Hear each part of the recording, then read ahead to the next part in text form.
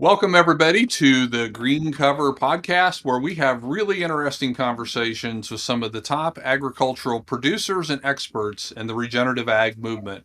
Join us as we learn together how to regenerate God's creation for future generations. If you're like me here in the Midwest in Nebraska, we're very used to corn and soybeans and wheat and cattle and things like that. But there's a whole scope of agriculture that we have no clue about here in Nebraska, here in the Corn Belt. And our guest today is going to give us some insights into that. Our friend Benina Montes from California, from Burroughs Family Farms, is going to be sharing some of the things that they're doing there in California, some of the things that they're growing. And it's just so much different.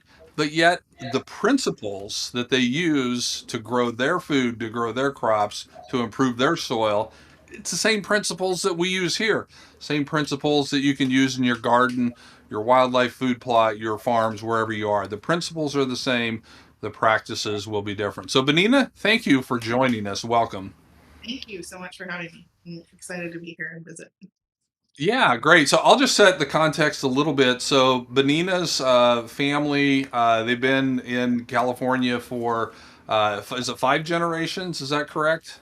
My kids are the fifth generation. Okay, the kids are the fifth generation. They're about 90 miles southeast of Sacramento in the northern part of the San Joaquin Valley, growing all kinds of things: almonds, walnuts, olives, chickens, sheep, you name it, they're into it.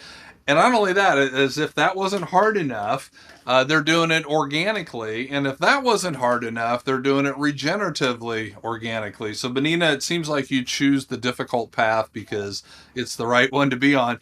So, give us a little bit of your background, your history there on the farm, and just kind of set the broader context for our conversation.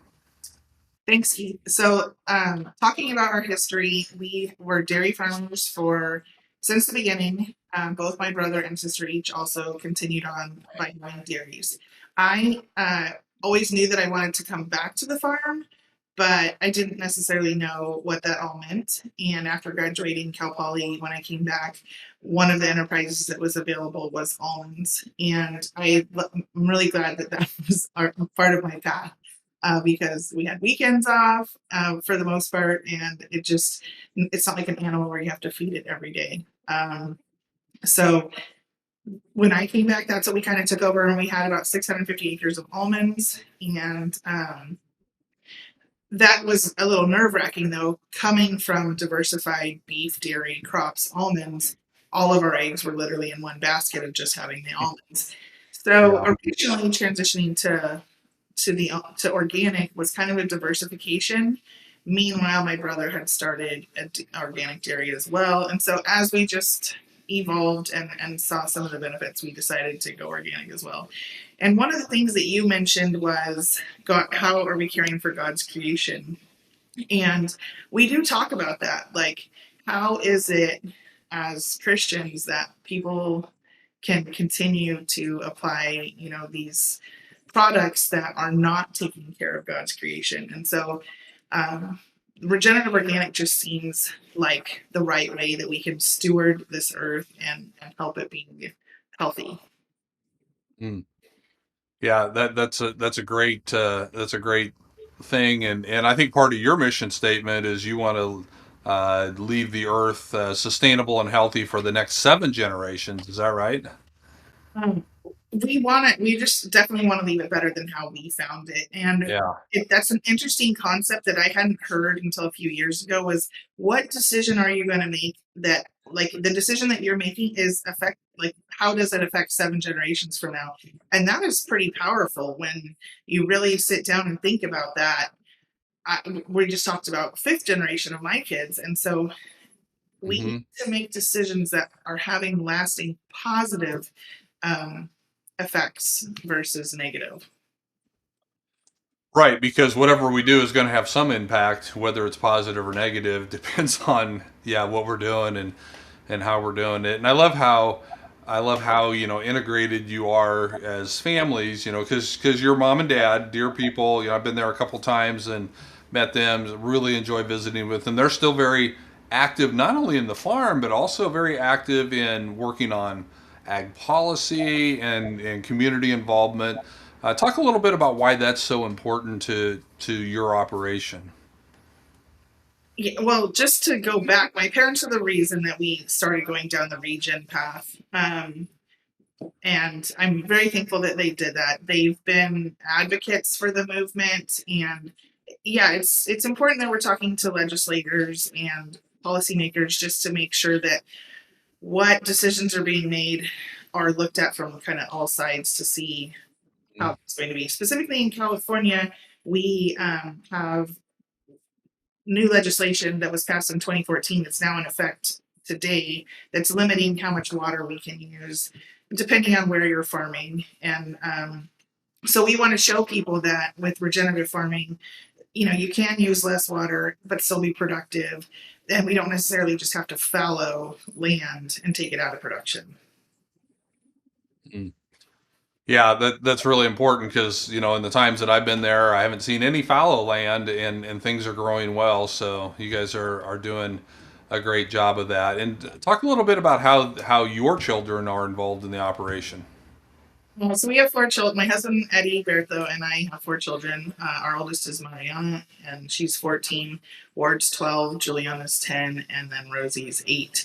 And so when we ended up getting sheep in 2021, it definitely changed our whole dynamics with the family because the kids definitely needed to come start helping us. We ended up getting 750 ewes. And like I said, we had plenty of flexibility on time with these trees that, are living but not hollering at you when you don't feed them or water them. Um, Right. and then we started lambing. So the kids have been helping with that. Like a few weeks after we got the sheep, my third daughter was like, "I want to be a sheep farmer when I grow up." And they've always loved animals, but they actually are really helping more now because we have these, and it's been good. My son this week was practicing driving a tractor with a mower, and I know a lot of farm kids grow up doing things, but it's you want to teach them responsibility and also help them be capable of using this stuff. But then it's also nerve wracking. Like, okay, how are they doing with all this? So it's been good. I'm like even I'm remembering back with my 4.5-year-old when we got those sheep.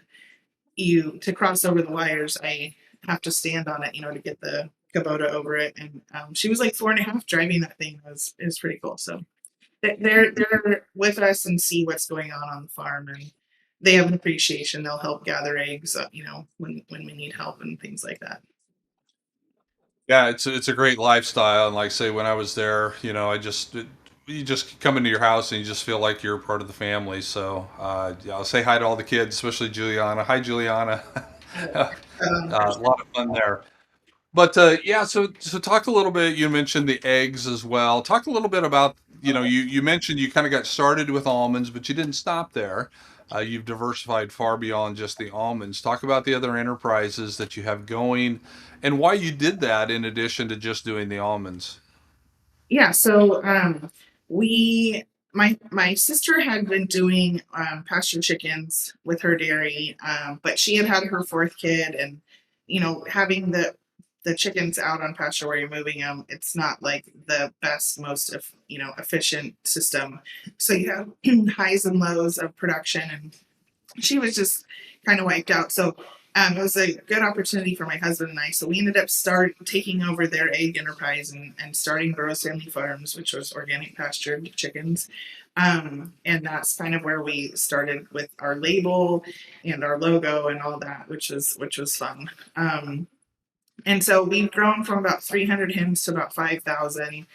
They have been in the orchards at times when the trees are young, but right now they're just in one of the pivots where we move them a couple times a week. And we were trying to diversify more. We were in this Mediterranean climate, and so I thought, oh, we should plant olives. That'll be a great diversification tool. So we ended up planting some olives, and then as we just continued on, we thought some walnuts would be a good addition to diversify some and put them in some areas that are a little lower, that where on almonds they have more issues with frost. We thought the walnuts would do better there. So that's kind of what our main things are. Is yeah, almonds, walnuts, olives, chickens with my husband, and then we've got these sheep that are grazing in the orchards probably about 6 months of the year. When we're done with harvest, we let them clean up whatever's there, and then we're hopeful that it starts raining, and then we can just keep put grazing them through there. Um, we do need to come off before we harvest, so they're out of there, because even though we catch shake and catch the almonds, we're still laying them in a windrow in the middle of the row so that they can dry out. Now on the walnuts, we're lucky that we can just catch them and put them straight into the cart and take them to the elevator. So they don't even touch the ground. I mean, the amount of biomass that's left on the ground and coverage in the walnuts is it's pretty extraordinary. They're young trees, so we'll see if we can continue to do it that Hmm. way. I'm hopeful. Yeah. So I just want to go back because that was a big number you threw out there. You have 5,000 laying hens right now. Is that right? Yeah, which in the chicken world is tiny, but Well, um, not in my world. okay, Oh, we have 50. okay. So how are you? And I do want to get into a lot of the marketing stuff because I think you guys are just as good of marketers as you are growers. And it's difficult to do both, but how are you marketing, eggs from 5,000 chickens? Are you doing some retail, some wholesale, some distributor type stuff? What are you doing there? So we basically are going into Independence in Northern California, and then we're also in Whole Foods Northern California. I remember our first call was to Rainbow Grocery in San Francisco, and like we had a little Prius. I drove a little Prius with like one case of eggs, and I was like so excited. It was like 15 dozen eggs, and I'm like, oh my gosh, so not efficient. But we go Tuesdays and Wednesdays, and mainly it's just all wholesale, and then we also deliver to a distributor. So that's we've just kind of evolved. It's been 15 years now that since we started doing it. We're in some local stores and some restaurants as well. So we're just trying to make sure we can sell everything when we have smalls and mediums, or whatever comes, we want to be able to sell it. So we're Hmm. thankful for all of our partnerships with the eggs, because obviously they're perishable, so we need to make sure that we can sell those. Yeah, yeah. And did that, I'm assuming that a lot of those relationships evolved over time. Yeah, we actually, my mom had started making cheese, a Gouda cheese, and so that was actually already at. She had gotten that into some of the grocery stores, and as Okay. it kind of phased out, we were able to get in with the eggs, and then we just did a lot of cold calling and saying, hey, this is what we have. Do you need any? And it worked out that like one store specifically, their supplier was super low. It was probably the winter time or something, and we were able to get in then, and it worked out great. Hmm. We've And isn't that, yeah, that's how marketing is. It's one part tenacity, one part creativity, and there's probably a little bit of luck thrown in there as yes, well, being in the right place at the right time. for sure, for sure. But I do want to say that for retailers, they have so much power in a yes or a no. And so if we really want to see a lot more of our food system change, we need the retailers to say yes, and put the quality products that are being farmed with love and care, and what looking for the future, versus just a lot of the same old conventional stuff that's out there. Yeah, and part of the problem with our national mentality is that, we've just become accustomed to cheap food. And, unfortunately, we're kind of reaping the benefits or reaping the consequences of having that cheap food in our health crisis, which, is easy to see that we've got a health crisis in the U.S. So, thankfully, people like yourselves and like many of the other great customers we get to work with are doing something about that and growing food, healthy food, nutritional food, regenerative food specifically, for people to consume. And I'm assuming, you know, and that's kind of all you guys do is just grow food for people. But how does that affect your mentality of how you farm and how you operate when you know that what you're growing is going to be consumed by somebody? I mean, it's really important for us. We actually raise our own meat birds as well. We've always had beef from the farm, and recently, in the last couple of years, we started raising our own pigs that are, we're trying not to feed them grain, so we're feeding them some almonds and sweet potatoes. But I mean, that's kind of why we're here because as I I was responsible for, anytime we were coming out for inspections from the county or chemicals mixing, if they were, one that needed to be regulated more. Um, and I was telling my dad that, and he was like, "Well, do you want, the other team people to have to be exposed to that stuff too?" And I said, "No." So you know it's a big thing for us to be able to produce clean food and watching how nutrient density changes. We got our some of our almonds tested last year, and so they had 2 times the B vitamins and antioxidants, and so that's exciting to see that what you're doing has these implications that are positive. Yeah, that is. And do you feel like, you know, that are you able to capture a value or a premium because you do have a more nutritionally dense product? People at this point just taste the product and say, "Oh, it's really good," or "This is the best almond butter," or "I really love your olive oil." At this point, that's how we're capitalizing, I guess, on that is just by selling these products that actually taste good too.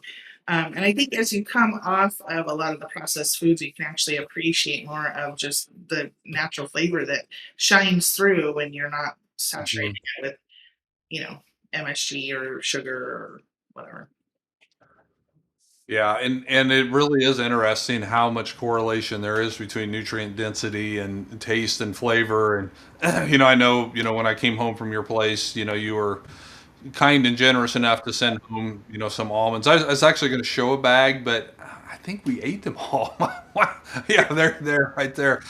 But my kids and my wife, they just love those, and they taste different. And we've been serving them at some of our green cover events, and yeah, you can literally taste the difference. And we can hit on this again at the end, but you are also retailing these directly to people off your website. Do you want to talk just a little bit about that?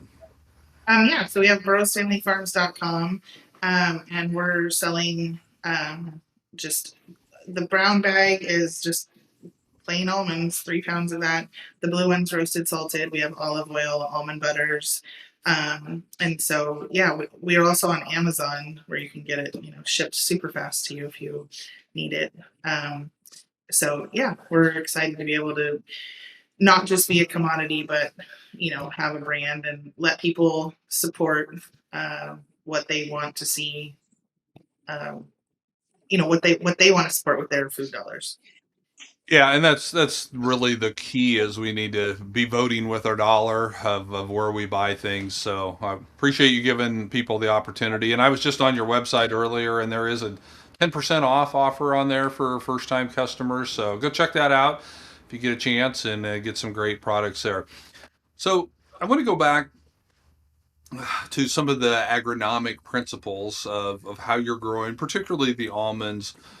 But how are you integrating, these principles of soil health, keeping the soil covered and a living root at all times and maximizing that diversity? How are you integrating all of that? And then what role do cover crops play in making that happen for you?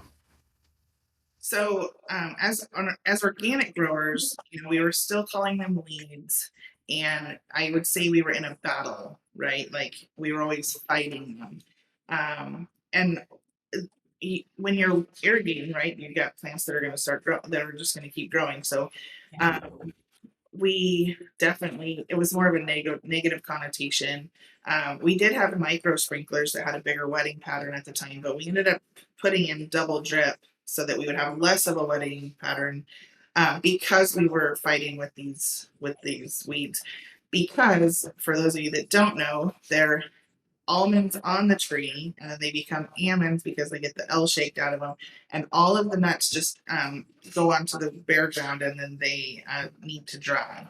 And so, trying to take these principles and incorporate them into our farm was like, well, how do we do this? Because it doesn't make sense to plant covers, have covers, and then go back to bare ground every year. It's like you're starting over every year if you're really trying to focus on soil health. And so we ended up investing in some off the ground harvesting equipment. So our rows are 22 feet long.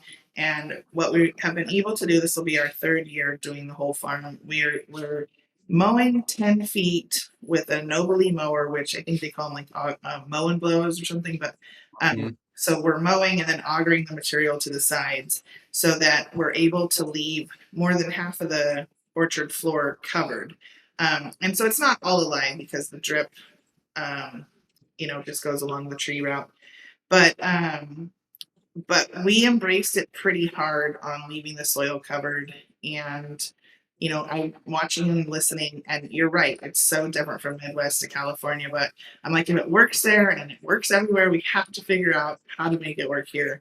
And I'm just sidelining, but part of the reason that we did jump in so hard was from the ecdysis research showing that um, there was 6 times better water penetration on these regen farms. And I said penetration, maybe it was water holding capacity, I can't remember. But basically, you could use some less water. And so that was one of my main motivations for going regen and this cover. We go out with our temperature guns and you can see the temperature varying 40, 50 degrees in the middle of summer. Just it's just reiterating why it is so important that we follow these. But we I think you asked about how we're doing it. So um, I was just letting kind of now what I call volunteer vegetation come in, so at least we still have coverage. But we're definitely moving into more of the covers. So we planted everything in the fall of 2023, and it was just amazing to see, the variation that was coming up. We deal with a lot of foxtails, which isn't a good sign, but I'm hoping that by intentionally planting other things, we can get rid of that. Almonds are naturally pretty no-till unless you have some major issues, or when you're taking an orchard out. One of my goals is to not have to deep rip when we take orchards out. We're not using synthetics already. We're integrating sheep, like I talked about earlier, mainly in the well, we're very limited because of food safety. So mainly we're going sometime in November through about April, having the sheep graze through. You can definitely see where they go because they prune the trees to a certain height, whatever they can reach. Mhm. They use really good teamwork to be able to get up higher. Um, but it's amazing to watch and how much more life is on the farm now. We have red tail hawks that are making nests in young walnut trees. We've got some milkweed planted so we can help with the monarchs. It's just we're trying to be more pro life, I guess, and more proactive versus reactive. And just that's what our goals are. So but keeping the soil covered is just so important. And I love having peas in the mix because my kids love to go out and just eat on them, and they'll eat the leaf and the stem, not just like the actual pea tubes. Mhm. I mean, it's incredible. You're just out there walking and stepping on kale or whatever.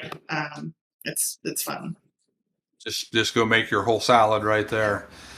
Yeah, and you mentioned ecdysis. That's, for those who aren't familiar with that term, that's Jonathan Lundgren's laboratory and company. And so they've been doing this big 1,000 farms initiative and have been all across the country and including boroughs out in California.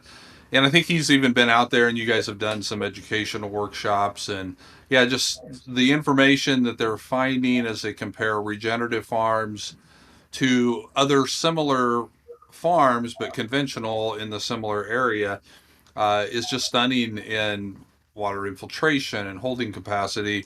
The insect and the bird life is just it's just hugely different.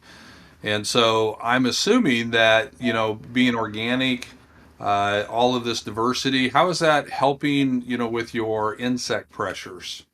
Yeah, so we haven't sprayed. We didn't spray last year at all for any insects in the summer. I'm not going to say that we didn't have any damage, but it's definitely pretty cool seeing like lacewings and ladybugs and just the spider. Now I'm looking for spider webs, to see if we have a healthy ecosystem of insects. So again, just try not to be reactive, and if you leave some habitat for them, then they will come, and it takes a little bit of time. But I really appreciated Dave's comments when he was out here a couple years ago, and it was like for every one bad insect, there's like 1,700 beneficial ones. But Mhm. instead of always focusing just on the one bad, what would happen if Yeah. we focused on habitat for the 1,700 good?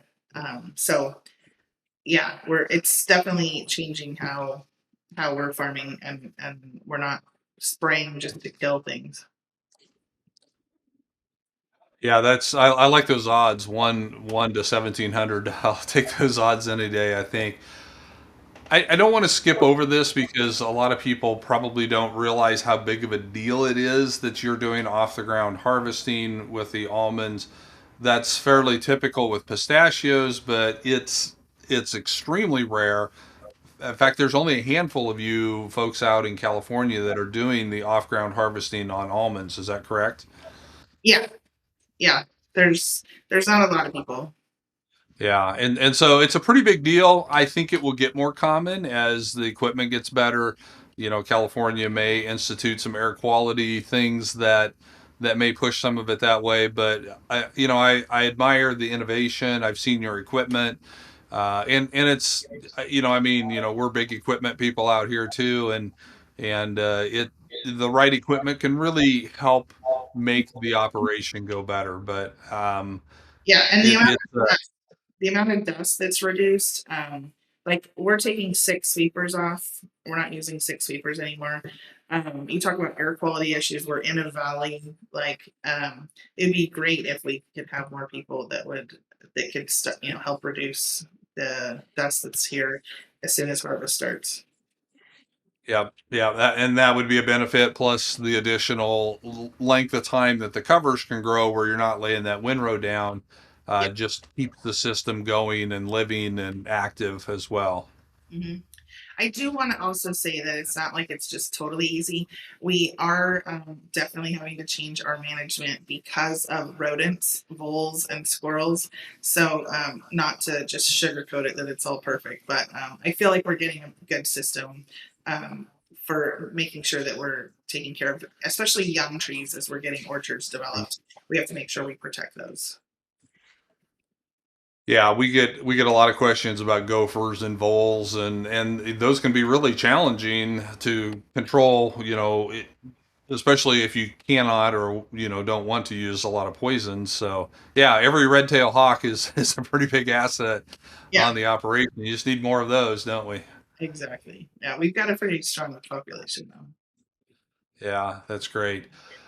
So California, completely different climate, both weather and politically than a lot of the rest of the country. What are some of the biggest challenges that you're facing, as an individual farm, but maybe agriculture in general, in California, both, politically as well as, just, I mean, it's a fact that, water is in scarce supply. What are some of those challenges that you're facing and how are you dealing with them? I mean, water and labor are two huge, components for us. And so we're just trying to do the very best we can. It's interesting because, politically wise, there's been a lot of support from California for regenerative and organic. In fact, they had a really strong farm to school program that they were giving grants to farmers for working on that, which has been great. We got one for our eggs so that we could upgrade some of our equipment. Um, but what I would like to look at is how can we incentivize farmers to change how they are farming whether it's increasing organic matter or chemical reduction, whatever it is, instead of legislating. Um, Mm. how do we bring farmers to the table and get opinions? I mean, farmers are some of the smartest, most resilient, capable, creative people on the planet. I mean, they're not just somebody driving a tractor. They're doing animal husbandry. They're plumbers. They're electricians. They're everything. So how do we figure out? Hey, this is the issue. Why don't we, instead of legislating and having it be a negative, reactive deal, that we don't have a seat at the table to help design solutions to problems that are coming up. Um, and that's what I would like to see a lot more of. And yeah, just incentivize farmers and they'll figure out how to do it in a better way, I think. Yeah, and like I said before, I know that both your parents, Ward and Rosie, have been very active in, being that voice for the farmer, at many levels of government and communities. Um, why do you think that's so important? Well, I think we need to make sure that we're sharing stories that are positive, but also, a lot of the times we're just focused on what's going on our own farm, and we need to see what the neighbors are doing or what's working for other people. We have California has a really great leadership program, California Leadership, so that you can go to the table even if you don't agree with the person sitting across from you and be able to connect and make it a win-win for whatever you're working on. And that whole program was designed so that we could get farmers off the farm, at the table at many levels of government, from county all the way up to state and even nationally. But people are so removed from where their food comes from. There's an unlimited supply of every single type that you want to buy when you walk into the grocery store. Um, and obviously, where international products are coming from everywhere. So having less than, what is it, 1.5% of the population even growing the Yeah. food, people just don't even know. So that's why it's so important to get off the farm, to be able to talk to people, or even have them come to your farm. And that's something that we've done, is we've been pretty open with having people come on tours and seeing what we're doing, and showing where we're successful and where we still need to get more help on. We host a field day. We've done it 4 times, and you were awesome to come and do a great talk for us. But I'm proud of my parents. They've done a lot of effort to push and do that. Sometimes to my to where I was like, hey, don't you just want to be a grandparent? But what we're doing is really important, getting the message out.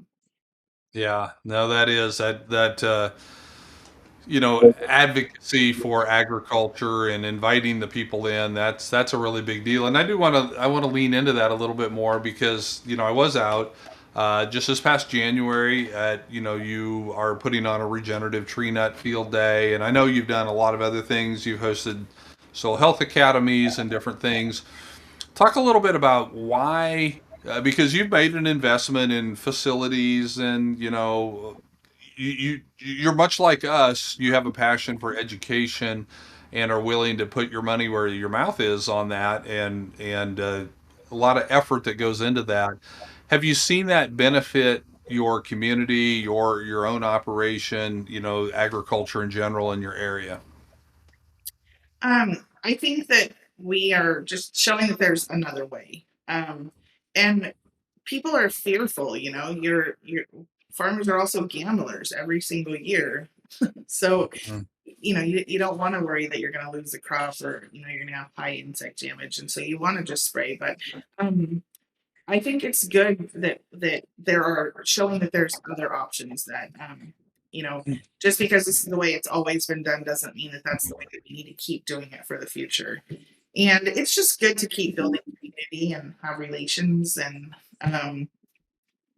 know your neighbors, and especially in this regenerative movement, there's it's still pretty new out here in California. And so finding people when you're having a bad day, or you had a mistake, and you want to learn from it, but just being able to brainstorm with other farmers, and again have that community and connection, I think is really important, especially in this early stage where it's not just totally figured out. And yeah, you've got all the principles that you need to cover, but it's like, well, how do I implement that specifically into what I'm doing on my farm? So it's been really great. Yeah, I sensed that when I was there. You're building that sense of community amongst a lot of the people that were there, and we've tried to do that. You've been to some of our regenerative nexus events, and it's really about building that community, having people that you can reach out to when you're having a tough day. They can reach out to you. You can share ideas. That's really, really important. And with the technology that we have now, you you can have that community locally because you're all neighbors and you're close, but you can also have it spread out because you have similar mindsets, and you have the technology and the ability to communicate and to stay in touch. And I think both are important and both are needed. Yep, I agree. So, as we kind of start to wrap up here just a little bit, if someone is just wanting to get started, and maybe they're in California and they're growing almonds or some of these other things, or maybe they're out here in our area and they're just growing more traditional crops, but if someone's just getting started in their conventional mindset, convention, that's all they've ever known, and they want to go down this regenerative path, what's some advice that you would have for them? What are some things that you would encourage them to do to kind of help make that transition a little quicker, a little easier? I mean, just to start off is like narrow your strip that you're spraying, specifically in almonds, like narrow it up a little bit. You don't have to be quite so wide. Leave your actually plant a cover crop, or even if it's just volunteer, let it go and uh, leave it in longer. Try and if you normally mow it like in bloom, leave it an extra 2 weeks and just keep extending that each year. Um, Specifically in almonds, there's such a fear for frost and that you have to have bare ground. I think you should question everything that we're told to. Those are some of the first things, and then just how do we start reducing some nitrogen? How do you get more biology in there, and how do you have more diversity just in the ground itself? Um, Hmm. there wasn't technology, 1,000 years ago when there was the concept of the three sisters, so and that worked really well. So how do we utilize what God has already literally created and provided in a way for good? Um, Hmm. you're talking about all the technology and information that's out there. It's just start Googling, and if you see somebody, start asking questions, because there's so many people in this community that want to lend a hand and literally make the world better. And I always hated that quote because my parents always said, "What are you doing to make the world better?" And I use it myself all the time now, and it's just so valid and true. Like, what are you doing? Um, and so that's what I would say, and just start going to conferences as you can. And there's so many good podcasts out here now. So just listen and learn as much as you can. Yeah, I really like that, and I like the first part that you said about just try different things, and and I'm assuming you're not saying try it on the whole farm. Try it on a strip. Try it on a little portion. You can learn as much on a strip or two or a small block as you can on the whole farm, and then you can afford to push the envelope a long ways if you're doing it on a fairly small area. For sure. Yeah. I wish I had followed more of that advice, but yes. Yeah. Yeah. And then again, as you build those communities, get with other people who are willing to try these different things and learn from them, and get together. You're very good at showing what you're doing, and I'm sure there's other people doing similar things there. So that would be my encouragement as well, to just not be afraid to try new things, even if it's on a really small area, small scale, and then associate with other people who aren't afraid to try new things as well. So, yeah, great advice for anyone who's wanting to kind of push more into the regenerative farming space. What advice would you have, Benina, for someone who is growing good products but maybe isn't doing a very good job of marketing them? What would be some advice you would have for someone who wants to get either into selling online retail or setting up, wholesale relationships. People that don't want to just sell the commodity, but want to sell, to a customer. I mean, the food business is such a hard business, and it definitely takes time and a lot of energy for sure. But I mean, you can start with farmers markets, or partnering with other people that are already doing it. Maybe if somebody's doing a CSA, a vegetable box, and you have eggs, figure out how you could partner on that. Um, and start slow, but also see what. And a lot of the larger teams, they want you to have enough for everybody or for a region. But if you can find some of the independent people, they're more Mhm. flexible, they can make changes quicker, and literally just go in and introduce yourself and start building relationships. The other thing I would say is with the certifiers, whether it's organic or regenerative. Like, see what they can help you with, because they may have been approached by a retailer that's looking for a specific product that you could grow, or maybe you're already growing, so maybe utilizing the certifiers as well. Yeah, when it comes to marketing, you can never have too big of a network because you never know when that next opportunity will pop up or where that will come from. So, yeah, I like that advice a lot. Well, Benina, any final comments, thoughts that you want to share with folks before we kind of close down here? Just so thankful for you guys at Green Cover, for the opportunities, the education, and all that you're doing to promote regenerative, and keeping the soil covered, and all of the just great things that you guys do. Really, this movement is very needs to commend you guys so much for all that you do. Appreciate it. Well, thank you. We're very grateful for that. And, one of the best things is we get to work with, folks like you and lots of other great farmers across the country. So, folks, if you haven't checked it out, check out burrowsfamilyfarms.com. You can get a discount on your first order of, you can get almonds on there, almond butter, the olive oil, I believe, is for sale on there as well. And then if you live locally, you can go to the farm and pick up some of the protein, the eggs and meat products there as well. So, Benina, thank you so much. We just would pray that you have a blessed year and a great harvest, and that the rains come in their time. And we're grateful for your willingness to share your information. And thank you, everyone, for watching. Thank you, and God bless. Thank you. My brother and I started Green Cover in 2009 because we understand what it's like to be a farmer starting out on the journey to improve soil health.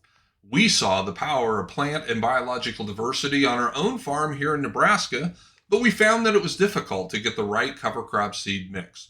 We also learned that there was a big learning curve in successfully implementing cover crops.